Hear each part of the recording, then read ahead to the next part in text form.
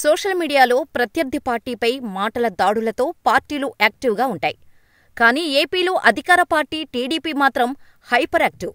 ప్రత్యర్థులపై దాడుల కంటే సొంత పార్టీ నాయకత్వంపై ఎక్కువ అటాక్ చేస్తుంటోంది. అలా చేసే పరిస్థితి పార్టీ కల్పించిందా? సోషల్ మీడియా యాక్టివిస్టులు ఎక్కువ చొరవ తీసుకుంటున్నారా అన్నది ఎప్పటికీ తెగని ఇష్యూ. తిరుగులేని మెజారిటీతో అధికారంలోకి వచ్చిన తర్వాత తెలుగుదేశం పార్టీకి సొంత పార్టీ కార్యకర్తల నుంచే ఊహించని షాక్ మొదలైంది. గడిచిన 5 ఏళ్లలో తీవ్ర ఇబ్బందులు ఎదుర్కొని ఎదురొడ్డి పార్టీని నిలిపామని భావిస్తున్న హార్డ్ కోర్ టీడీపీ అభిమానులు, కూటమి ప్రభుత్వం తప్పు చేయటానికి వీల్లేదని భావిస్తున్న పార్టీ మేధావులు దెబ్బకు దెబ్బతీయాలని కసిమీదున్న తెలుగు తమ్ముళ్ళు, వీళ్లంతా కూడా కొంచెం యాక్టివ్గానే ఉంటున్నారు. దాదాపు 30 ఏళ్లుగా చంద్రబాబు మాటే శాసనంగా నమ్ముతూ వస్తున్న తెలుగు తమ్ముళ్ళు కాస్త కట్టుతప్పుతున్నారు. అది తప్పేం కాదు, మా హక్కు అని కూడా వాదిస్తున్నారు. ఇంతవరకు వారి ఎమోషన్ను అర్థం చేసుకోవాలి. ఇది కొన్నాళ్లుగా జరుగుతూనే ఉంది. ఇప్పుడు తాజాగా ఏం జరిగిందంటే, వైఎస్సార్సీపీ సానుభూతిపరుడు, యాక్టివిస్ట్ అయిన ఇప్పాల రవీందర్ రెడ్డి తాను పనిచేస్తున్న సిస్కో సంస్థ ఏపీ ప్రభుత్వం కుదుర్చుకుంటున్న ఒప్పందం సమయంలో ఆ సంస్థ ప్రతినిధి బృందంతో కలిసి లోకేష్ను కలవటం అగ్గిరాజేసింది. ఆ ఫోటోలు వచ్చిన క్షణాల్లోనే అతనెవరో పసిగట్టిన టీడీపీ సోషల్ మీడియా రచ్చ చేసింది. తాము క్షణాల్లో గుర్తించిన రవీందర్ రెడ్డిని మంత్రి లోకేష్ టీం ఆ మాత్రం చూసుకోలేకపోయిందా అని సోషల్ మీడియాలో సౌండ్ పెంచింది. ప్రత్యర్థి పార్టీలను ఇష్టపడేవాళ్లు ఉండకూడదా? ఆ మాత్రం దానికి అంతలా అదిరిపడాలా అనుకోడానికి లేదు.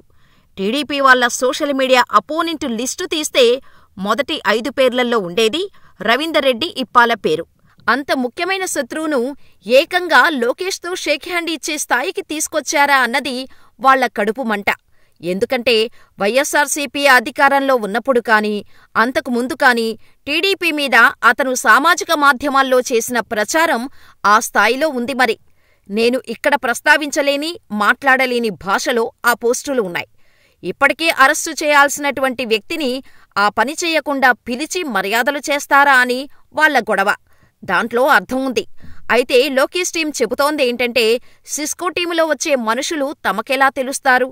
అతన్ని లోకేష్ కానీ, మిగిలిన వాళ్లు కానీ ఎలా గుర్తుపట్టగలుగుతారు? ఈ విషయాన్ని పార్టీ నాయకత్వానికి చెప్పాల్సింది పోయి పబ్లిక్గా యాగి చేయటమేంటని వాళ్లు అడుగుతున్నారు. అంతేకాదు, విషయం తెలిసిన వెంటనే రవీందర్ రెడ్డిని ప్రాజెక్టులో ఏ విధంగానూ భాగస్వామిని చెయ్యొద్దంటూ సిస్కోకు చెప్పేశారు. అంతవరకు బాగానే ఉంది. కానీ పార్టీపైన సెటైర్లు, విరుపులు, చెణుకులు ఆగలేదు. అప్పుడు మొదలైంది ఇంకో రగడ. అదేంటంటే, రవీందర్ రెడ్డి ఇష్యూలో వచ్చిన నెగిటివిటీపై పార్టీ టీంలోనే కొంతమంది నుంచి కౌంటర్ అటాక్ మొదలైంది. పార్టీకి సపోర్ట్ చేస్తూనే సోషల్ మీడియాలో ఓపెన్గా ఉండేవాళ్లకు, పార్టీకి హార్డ్ కోర్ లాయర్గా ఉండేవాళ్ల నుంచి ఎదురు సమాధానం మొదలైంది. ఇన్నాళ్లు ఓపికగా ఉన్నాం, మీరు పార్టీని దెబ్బతీస్తున్నారు, హిడెన్ ఎజెండాతో కొంతమంది నష్టం చేస్తున్నారు అంటూ ఎదురుదాడి చేశారు. ప్రతి చిన్న విషయాన్ని చంద్రబాబుకు, లోకేష్కు ముడిపెడుతూ పార్టీని దెబ్బతీస్తున్నారన్నది వారి వాదన.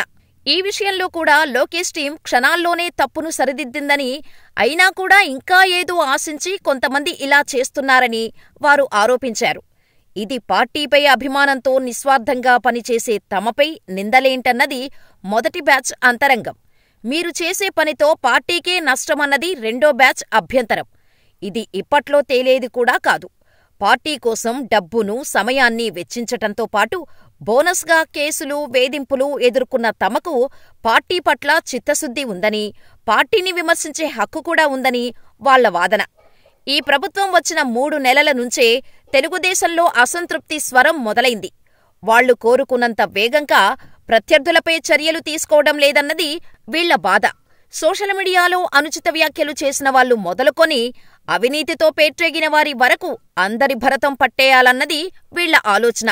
తెలుగుదేశం పార్టీ అవసరాలను కూటమి ప్రభుత్వం పట్టించుకోవటం లేదన్నది వాళ్ల ఆక్షేపణ.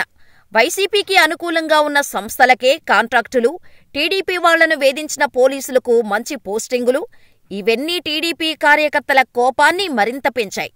జీవీ రెడ్డి ఎపిసోడ్లో అది పీక్స్కు వెళ్ళింది. ఈ సందర్భంగా తెలుగుదేశం కార్యకర్తల్లో ఉన్న ఆవేశాన్ని పార్టీ నాయకత్వం కొంచెం గుర్తించింది. మళ్లీ పుంగనూరులో కార్యకర్త రామకృష్ణ మరణం, రవీందర్ రెడ్డి అంశాలతో వాళ్లు పార్టీని నిలదీస్తూనే ఉన్నారు. నేను మామూలుగా అన్ని పార్టీల సోషల్ మీడియా ట్రెండ్స్ను ఫాలో అవుతుంటాను. ఈ రెండు వాదనలు కాకుండా మధ్య మార్గంగా చూస్తున్న ఓ వ్యక్తి చేసిన కామెంట్ ఏంటంటే, అసలు లోకేష్ రవీందర్ రెడ్డి ఎపిసోడ్ కనుక రివర్స్లో వైసీపీ టైంలో జరిగి ఉంటే, అంటే ఎవరైనా తెలుగుదేశం కార్యకర్త రవీందర్ రెడ్డిలాగా సిస్కోలో మంచి స్థానంలో ఉండి జగన్ను కలవడానికి వెళ్లి ఉంటే, అతన్ని ట్యాగ్ చేస్తూ వైసీపీ సోషల్ మీడియా మొత్తం ఒకే వాయిస్ పైకి వచ్చేది. అదేంటంటే, టీడీపీకి చేతకానిది జగన్ సాధించి పెట్టాడు అనే క్యాంపెయిన్ను రన్ చేసి ఉండేవాళ్లు. టీడీపీకి ఆ ఛాన్స్ వచ్చినా వాళ్లల్లో వాళ్లు గొడవ పడుతూ వదులుకున్నారు అని. మరి ఇప్పటికైనా వాళ్ళు తెలుసుకుంటారో లేదో. కొంతమంది తమ్ముళ్లు మాత్రం తాము తెలుగుదేశమే అయినా తగ్గేదేలే అంటున్నారు. ఇది టీడీపీలో ఇంతకుముందు లేనటువంటి పరిస్థితి. చంద్రబాబు, లోకేష్ చేసే అన్ని పనులను తాము సమర్థించం అంటూ చేస్తున్న తిరస్కృతి, దీనికి ఎక్కడో ఒక చోట ఫుల్ స్టాప్ పెట్టాలని ఎప్పట్నుంచో అనుకుంటున్న పార్టీ తరపు వ్యక్తులు కౌంటర్ అటాక్ స్టార్ట్ చేశారు. ఇది సమస్యకు చికిత్స అవుతుందా, వికటిస్తుందా అన్నది చూడాలి.